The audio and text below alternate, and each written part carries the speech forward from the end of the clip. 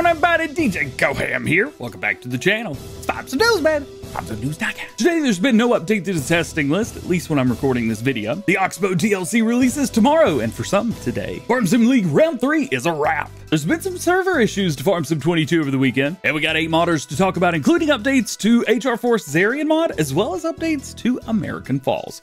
Check it out. We are less than 1 day away from the release of Oxbo. Depending on the platform that you play on, you might be able to play a little bit earlier than others. PC players, for example, that use Giant's version, that's the same one you get when using my code in the description, should be able to start playing today at 6 p.m. Eastern, 3 p.m. Pacific time. Steam and Epic Game users have typically updated around the same time, though they can fluctuate depending then and tomorrow morning. Also, Xbox players can expect to see it between those times and tomorrow morning as well, though Xbox is usually pretty good about dropping on time, and PlayStation is really all over the place. You never really know when they're going to be releasing. Sometimes it's been on time, and sometimes it's been like halfway through release day. It's really weird.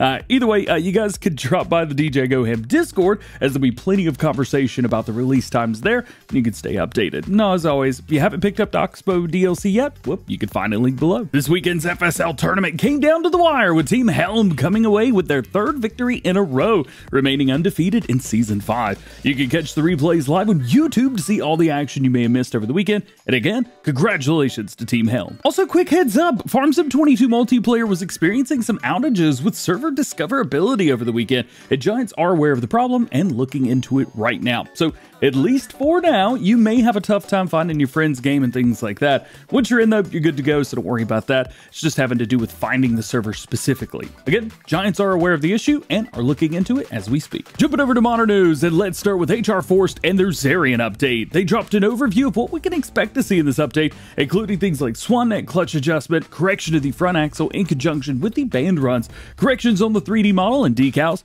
additional rear wheel steering has been added with the steering controls. That's super cool, super excited about that. We also have color drawings have been revised, fixed the door decals fluttering, dashboard error been fixed, added more tape tracks. How cool is that? Height adjustment, backrest, added support for the work camera. They've also added support for the camera system and guidance steering, as well as fixed bugs in the front parts and added a PTO to the front. Next up, Rawson Mods is updating one of their more popular mods, the JCB Teletruk. And this update's going to include a new electric version. No other changes have been known or been said at this time, but I'm sure he'll be updating us soon. 4D Modding dropped some new teasers of their major 2050 and 2400 tankers, saying that it is now in-game about 75% done overall, not far off the initial release for PC, so that's a good thing, and it'll be uploaded to mod up for all platforms after that. Lindsay Boy has released the full changelog for American Falls, and as of Friday last week, it was sent off for testing for all platforms. Heads up, you will need a new game save to start this, so whatever you've done up to this point, you're gonna need to restart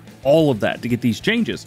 So what are they? Well, we have Shop Extended and Re-Edited, Collectibles been fixed, Alfalfa Regrow has been fixed, Cotton Cell Point fixed, moved to the Bell Cell Point, Trees and Objects been deleted to help with the FPS issues, Custom Plowing Texture by Mickey X-Play, Farmhouse can now be sold, Sheep Pasture Trigger's been fixed, and the terrain has been adjusted, as well as new features added. And another update being worked on, Gamer Designs, who's updating the interior map. He's decided he wanted to get some of his custom buildings onto the map and make a town area. This is the first completed building model from scratch, and it sounds like he's going to be doing some more as well. That's super cool. Of course, the next step is to do the interior of this, as the name would suggest in the name map. But he's not sure if he's going to do windows or make a mini interior. Do you think that having an interior to buildings like this is what you should have on a map? Or maybe you just throw some windows on there and drive by? Hey, let him know. Speaking of maps, Poor Boy Modding dropped a few more screenshots from the Piney Run Redo with water features, rock formations, and even a really nice overhead of the fields and train system.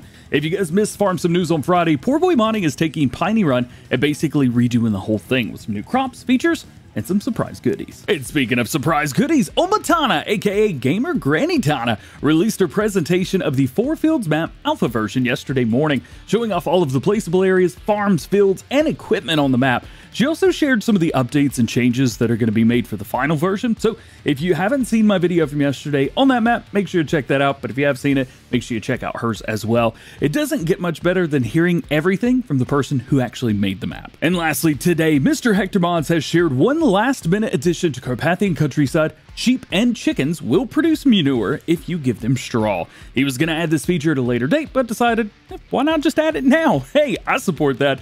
There will be some more options, like with the cows and the pigs. You could just put straw bales directly in, but you can also have the ability to just dump loose straw on the ground anywhere inside the barn. That's awesome. With these additions, the silage bunker at the sheep's farm was also changed to a manure heap, and that is where you'll get the manure from the pre-placed sheep and chicken pens. This is for the new PC version, as well as the updated crossplay version, which Mr. Hector says a new save game is not required. So that's wonderful news. And adding the words self, segue, aware, and outro together is also wonderful news. Just like every episode of Farm Sim News, that was a terrible segue. Links to everything we talked about today can be found in the description, and you can check out the entire video in the form of a news article on farmsimnews.com. Thanks to Yosmonic. Remember, there are no release dates for mods, so no one knows when any mod's going to be released, and if it didn't talk about something you want to know about today, it simply means that there's no new information on that topic when I'm recording. So just make sure you stay tuned to the channel for updated information on everything else you need to know about going on in the world of Farming Simulator. Well, guys, that's it for today. Hope you enjoyed the video. If you did, drop a like on it. Get subscribed if you're new. Join the JCB fam. Make sure your notification bell's on as well. That way, you never miss daily Farming Simulator videos here on the channel.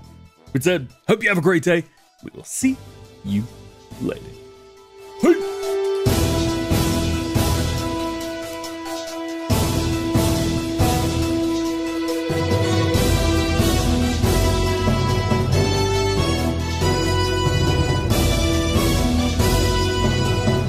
Yo, I know it's Monday, but I'm just having a great day so far. Let's go.